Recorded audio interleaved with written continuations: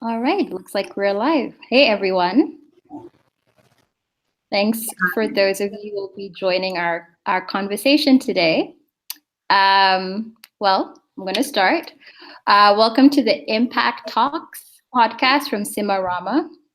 And this month, we're really excited to focus on a documentary that's called Thank You for the Rain, which is from filmmaker Julia Dahr and follows herself and a Kenyan farmer named Kisulu as they document the impact of climate change on Kisulu's family here in Kenya and in his community, and his journey basically from becoming a local activist and moving into the global stage as well.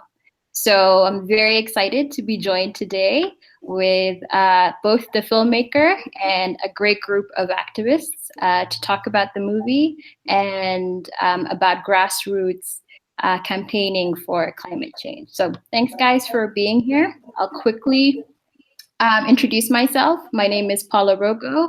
I am an independent journalist who has worked for organizations such as the Christian Science Monitor and Reuters, and based Kenyan myself and based here in Nairobi, and have definitely for the last few days seen the effects of climate change as we struggle through flooding from intense rainfall. And that's me. And so we're honored to have with us today, and I'm going to ask you guys to introduce yourselves after I've done my quick introductions. We have Julia Dahr, who is the filmmaker of Thank You for the Rain, as well as Heather McGray, who is from the Climate Justice and Resilience Fund.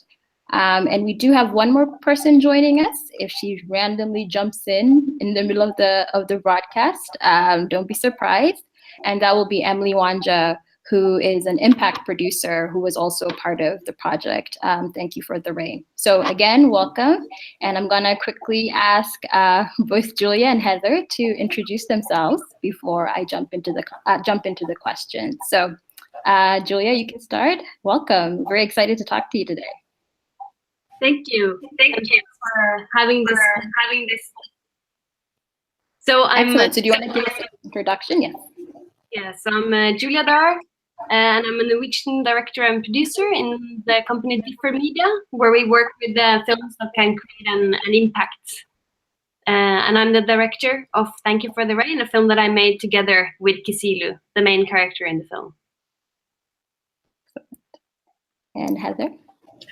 My name is Heather McGray, and I am the director of the Climate Justice Resilience Fund.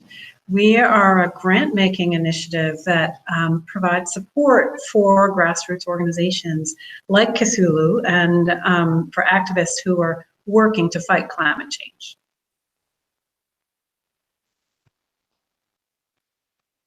Hello? Okay, I'm not sure if I froze or if you froze. Okay, excellent. Heather, I'm not sure if you introduced yourself because I froze briefly. I can try again if you'd like. Okay, so you did. Okay, never mind. Most people probably heard. Sorry, apologies for that. And so with that, thank you so much. I'm going to jump right into the questions today. And I'm going to start with you, Julia. The movie was gripped. You've probably heard all the praise surrounding the film. And so I'm really interested in sort of what inspired you to focus on climate change as a human rights story? And then also, how did you even find this amazing story? Yeah, that's a good question. So I think it's maybe 10 years ago that I learned, or back 10 years ago, I thought that climate change was mainly impacting polar bears and that it was about melting icebergs, and it was very much just a nature thing and just statistics. And I didn't really know that it also affected people now. And I think it was when I learned that climate change is the biggest injustice of today, that it's affecting the people who contributed the least to climate change. Those are the first and hardest hit, and also the people who has the least resources to adapt. And when I learned this, I got really, really angry because it's just so unjust. And then I started research to see if there were any films telling this story, and I couldn't find any films telling the real human impacts of climate change. And that's when I then decided that, okay, this story needs to be told.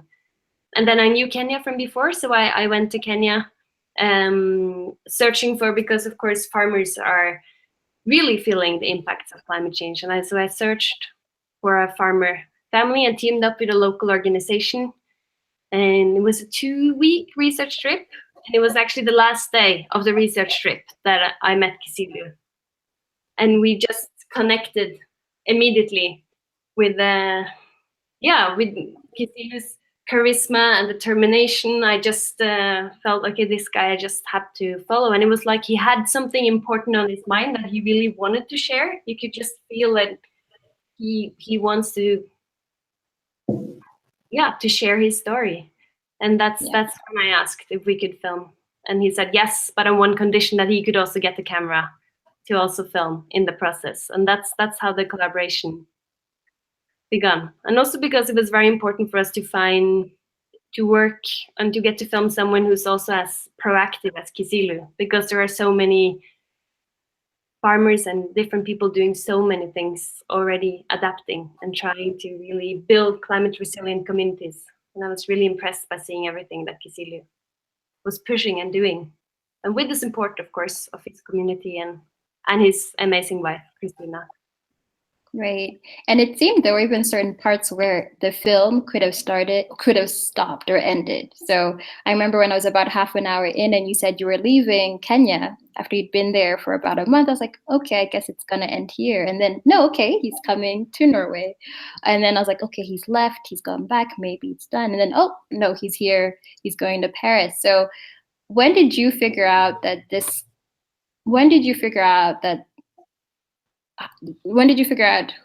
how big the story could be and how wide his story could be in terms of connecting with the overall story of climate change? So it's been a very dynamic process of just following all the initiative and energy of Kisilu. And that's what been leading the way. So in the beginning, we were only supposed to film one rainy season. And that was then back in March, April 2011. And actually after that, we thought we were finished, like we were going to make a short documentary out of that. But then Kisilu just kept going, and he kept keeping us updated on all the work he was doing. And then he, as you said, he got invited to Norway. And then we were just like, okay, we just need to keep following all of these things that are happening, all the initiatives.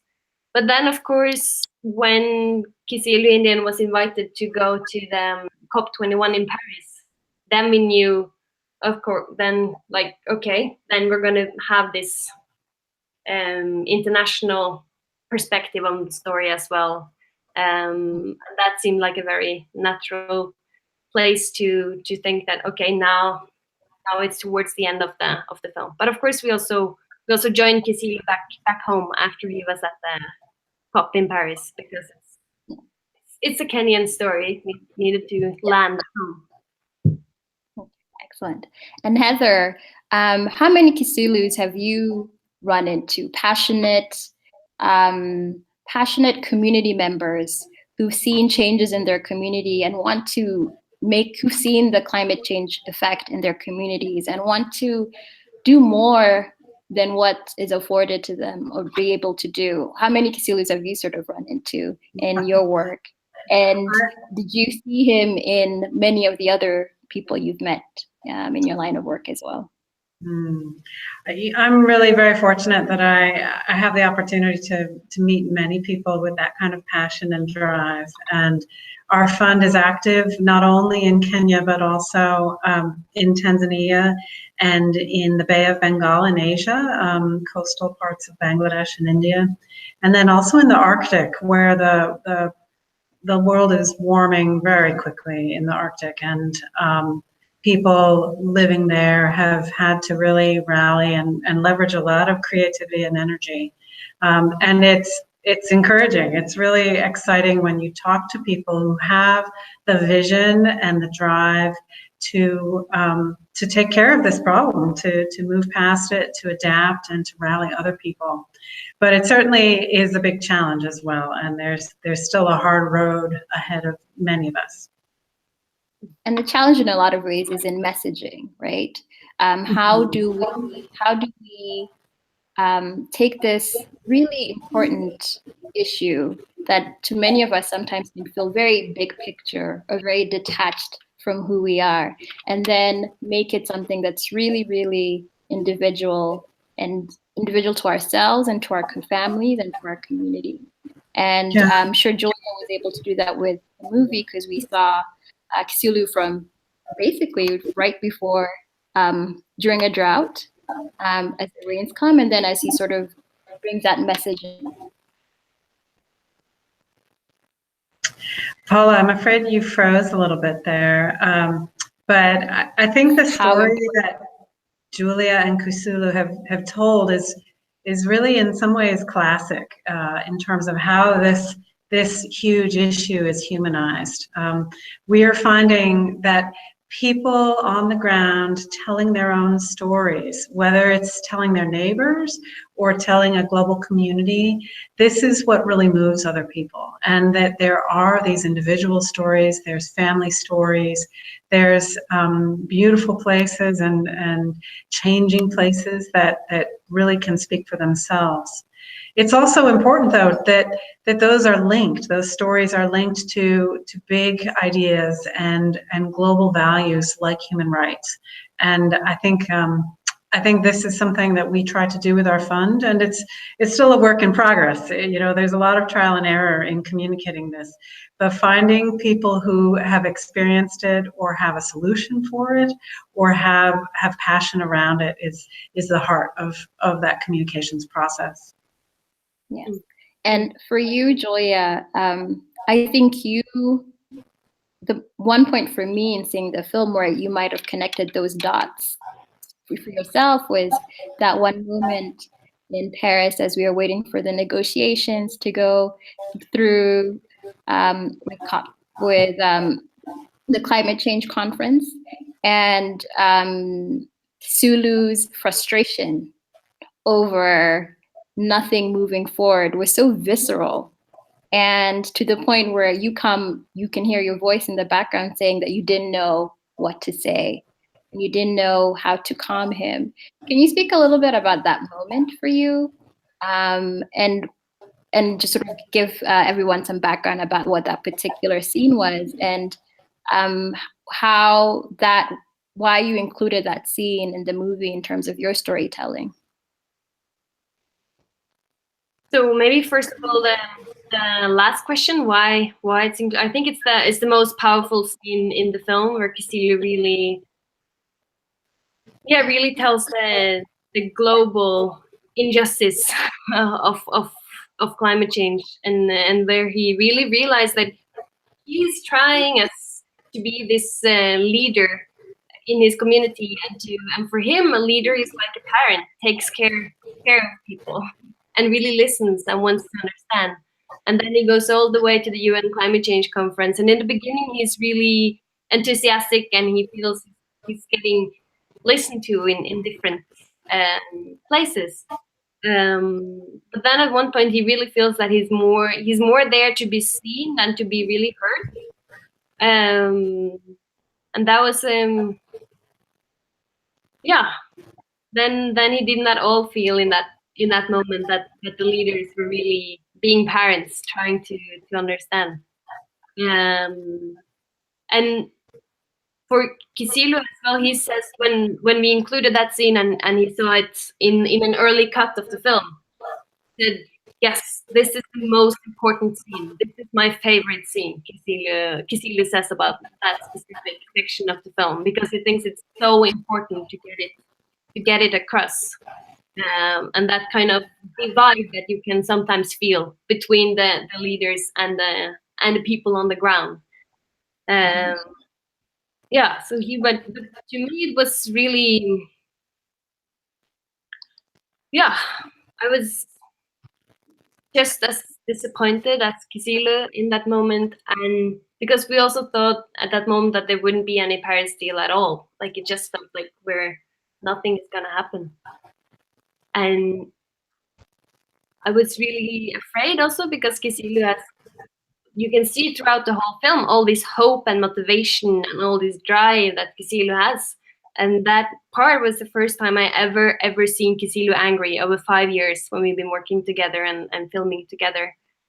It was really hard moment. But then, as I said earlier, we went back to Kenya to land the film in Kenya, and I was so glad to come back with Kisilu and the community in Kenya and to see that they're still going, still fighting, still finding ways to adapt. And maybe some of the world leaders are moving not fast enough, but at least Kisilu and the community, they're doing everything they can to adapt. Right. And they're just focusing all the time to build climate resilient communities. And I think that's been so inspiring also to see how you can actually, I learned so much from Kisilu in the way he always kind of finds way to focus positively and on what we can do, and not only on all the challenges and all the things you hear globally about or in the media about all the challenges, but also about what can I do here now? What can we do together? I think that's so inspirational.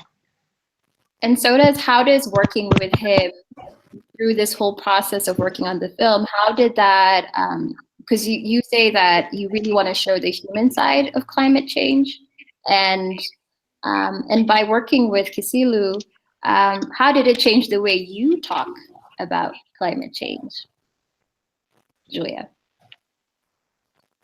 Yeah, that's it. I think the main, yeah, I guess it changed me in ways I can't even know, because we become very, close, and we've been working very closely together. But I think it's really affected me in this way to find ways to keep going, because if you think about all the challenges and all the things that can happen because of climate change, sometimes it can be very demotivating. But Kisilu is just amazing in thinking next step, and what can I do and what can we do? And I think that is just and it's so important to keep that focus, because if not, it's very easy to lose track and to feel apathy instead of inspiration and engagement to change things. Excellent, thank you. And I'm going to quickly introduce Emily Wanja. Welcome to our conversation. Hi, welcome. Calling in, I believe, from Nairobi as well. And Emily, I'm just going to ask you to give a quick introduction, but I did let the audience know that everyone watching know that you are an impact producer that was a part of the film. And so can you just sort of give us a little background about yourself and your connection to Thank You for the Rain? Thank you, and I'm sorry I joined a bit late. I was struggling with the internet. I finally made it. I'm so happy and so excited to join all of you. I met Julia, Hugh, and Kisilu in 2016 at the Good Pitch event in Nairobi. That was the first time I attended an impact workshop. I didn't know what impact was, what that meant for a film. And I remember going through the workshops and thinking, oh my gosh, this makes so much sense.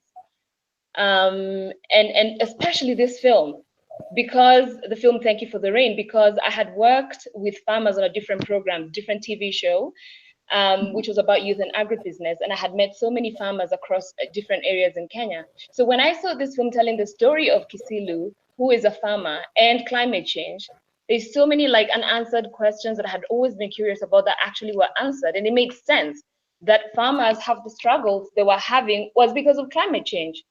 And so when impact was explained to us, and because I was sitting there and I was wondering, oh my gosh, what can I do? How can I be part of this great work?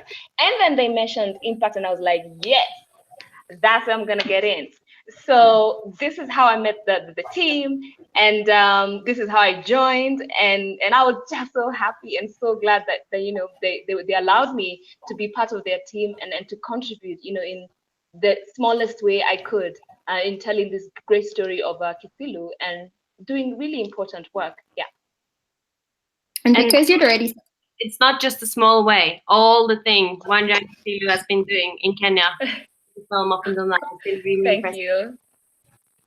yeah. And also, Emily, Thank sort you. of having with this movie in hand, how have you been able to use it to support the work that Kisilu and his wife Christina have been doing in terms of climate resilience in Kenya, and then also in general in sharing the story of what farmers are experiencing when you're doing your work?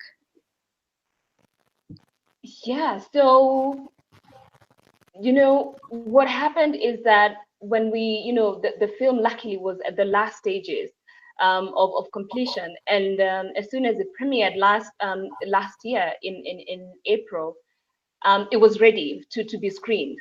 And so what we did was we sat down and were like, okay, so this film is here.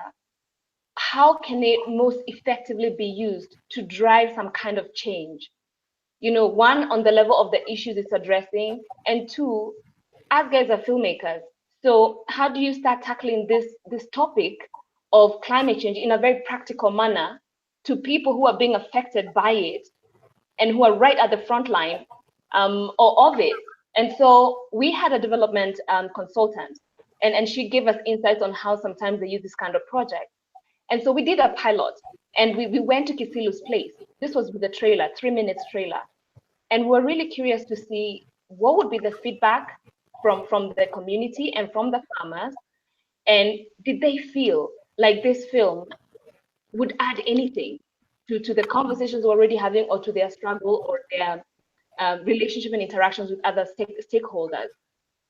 And so, to our really great surprise, when we went on the ground, just putting the film there and just playing that 3-minute trailer, it just opened all these discussions about the problems the farmers have been having, what they have been struggling with, the issues, especially getting to collaborate with the government.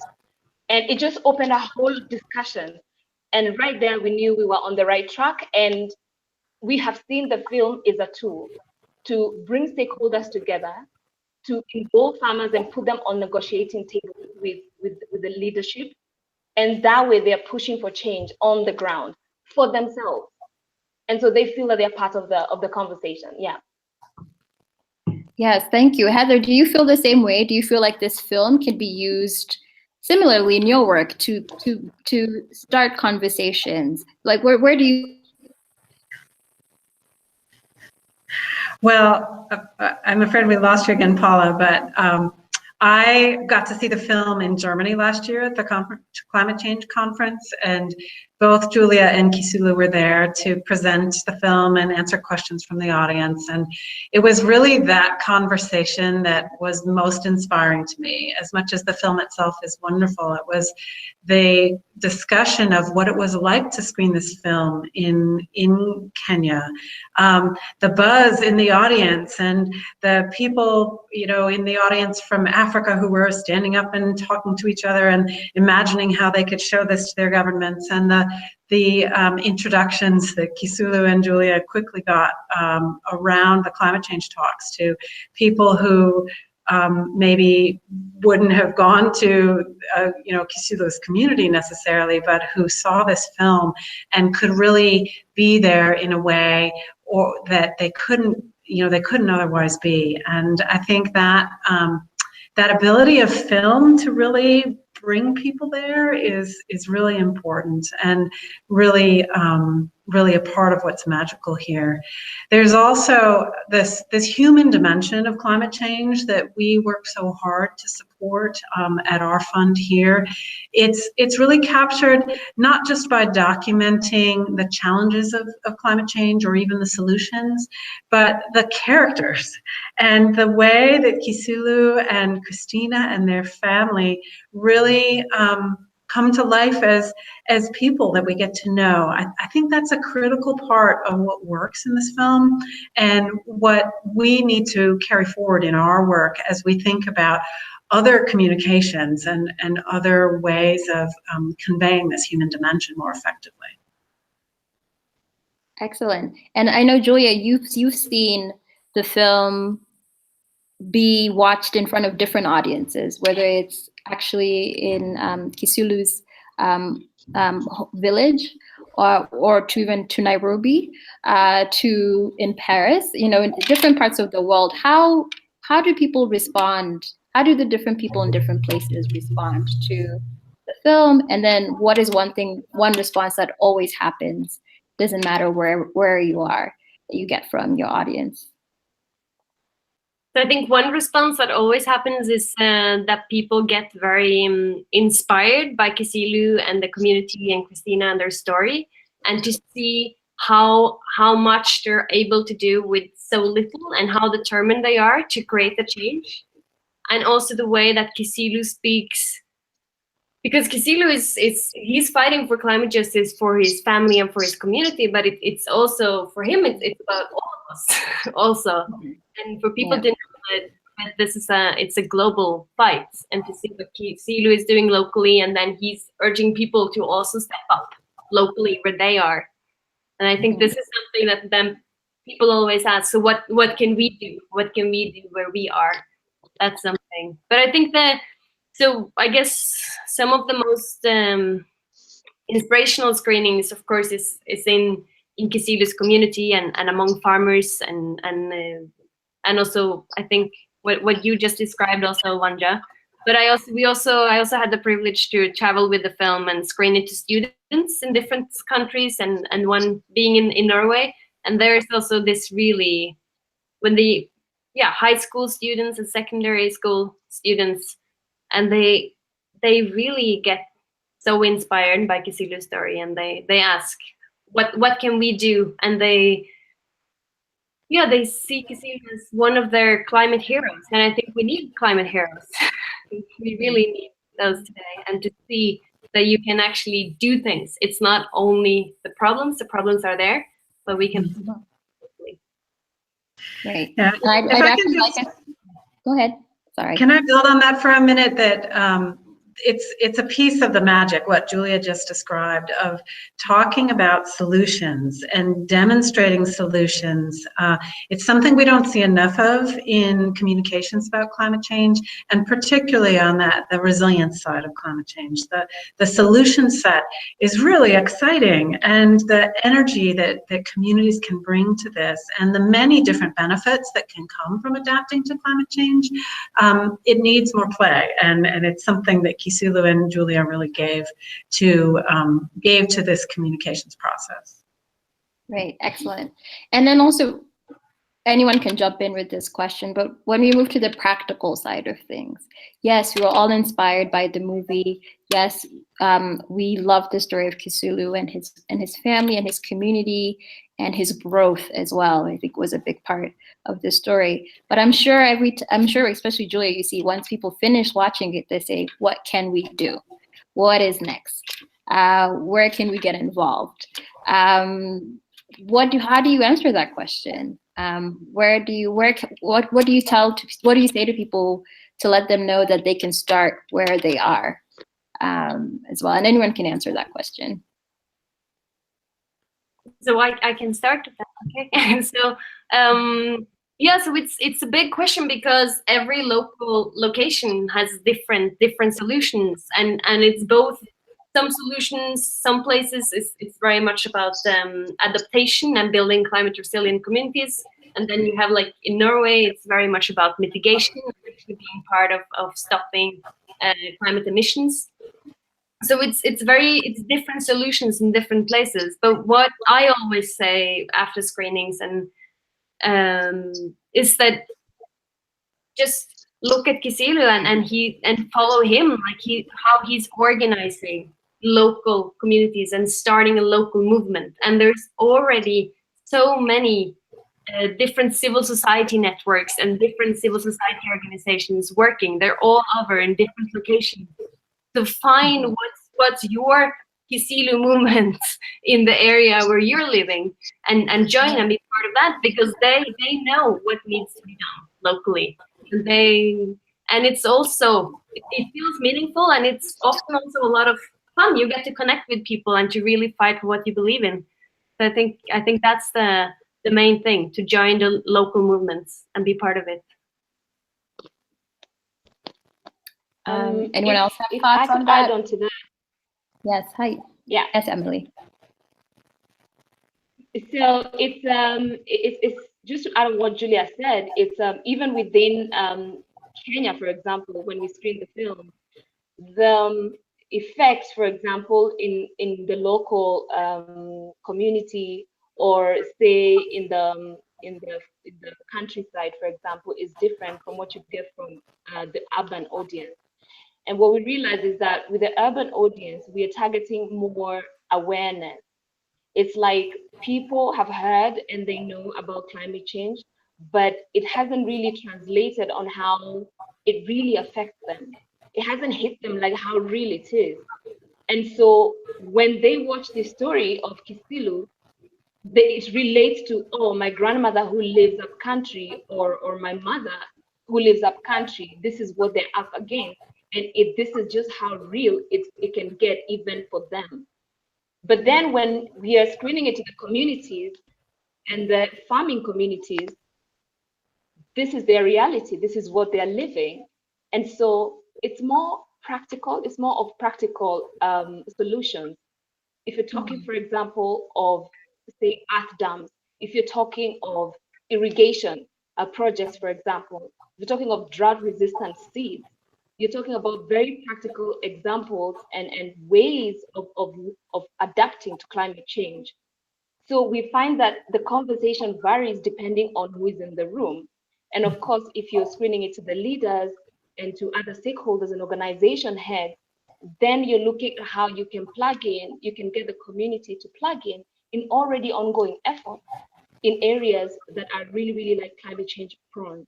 So we have found in our experience that sometimes, you really have to structure how the screening is happening for really maximum follow-up strategies and impact eventually. And for all of you, what are, I guess what we're really talking about here and what we've moved into is grassroots initiatives, right? This is the key thing. How do we start to build from within our communities and also with ourselves?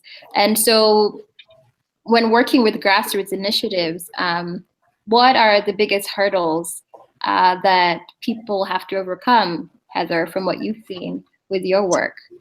Yeah, so the work that I do often is focused on the need that grassroots initiatives often have for resources. And we've talked a fair bit about the human resources side of that and the inspiration that can come from a film like this and from leadership like Kisilu's. But there's also sort of practical financial needs. And one of the challenges I think we see when you look kind of globally at this issue is there's a growing number of resources, but figuring out how they can reach the grassroots is a key challenge right now. And it's something my fund is working on.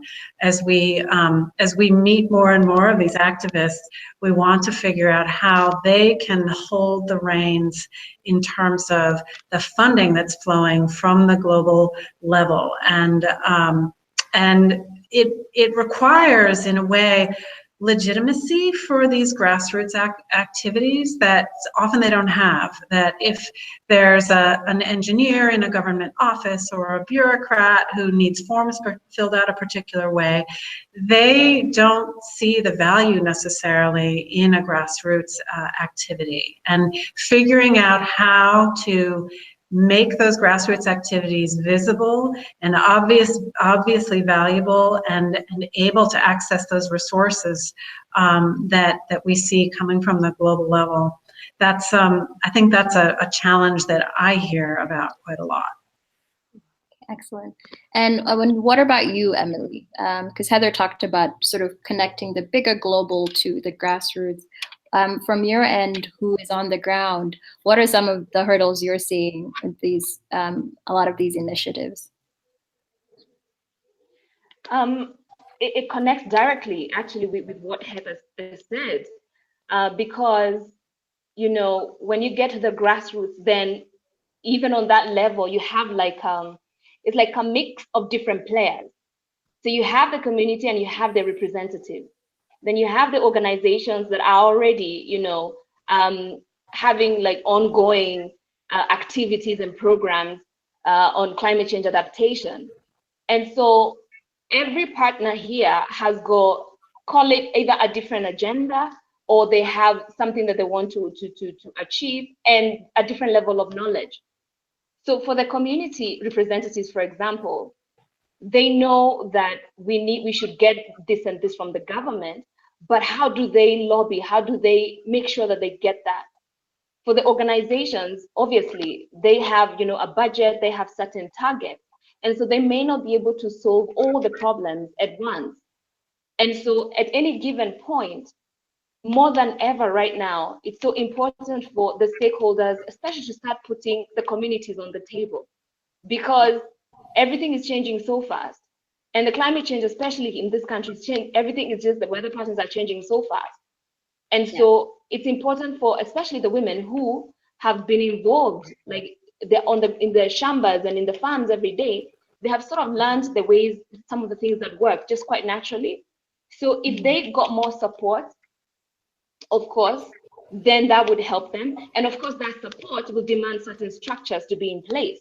So sometimes you find, you know, a situation where, say, an organization or a fund wants to help, but then there isn't the proper laid out structures for that to happen and ensure a certain level of accountability. And so learning to identify those gaps, even like for us right now as outsiders, for example, will help and will go a long way in making sure that the people on the grassroots, not only are they involved on the table in making decisions that directly affect them, but they also understand the importance of certain structures, you know, will ensure this kind of help gets down to them. Excellent, thank you. And back to you, Julia. Thank you for that, Emily and Heather. Back to you, Julia. Back to the storytelling of the film. I think one of the most powerful parts about it is the fact that Kisilu was both a narrator and also, quote unquote, a cameraman in the film. When did you decide that? I know early on he had said, if we're going to work on this together, I need a camera. But why did you decide to give him a camera outside of that? And how do you think it changed the actual narrative of the film, having his voice in there directly? Yeah, so giving it to him, of course, was very natural when he was when he asked if he could also tell his story. I think it's a very fair point that he would like to be part of the storytelling of his own story. And I think what Kisilu and Christina is sharing in their video diaries and when they're filming themselves is some of the most powerful parts of the film. And I remember when we started talking about that we wanted to go to Kenya and to make a film, and people said you can't make a film and telling the human consequences of climate change. People told me like that's impossible because it's not, there's not enough happening. They said like if you're filming waiting for the rain, it won't be a film. Like that's just people waiting. That's what they said. I think we proved them wrong with this film. One is sadly because climate change has gone so far that you can actually see in the film the house being destroyed and the drought and the flood. You see it so visually, but then also because Kisilu and Christina, how they share so intimately how climate change is affecting them and the personal story. And I think with their video diary, we're able to tell the psychological impacts also and how, the psychological challenges of climate change as well, and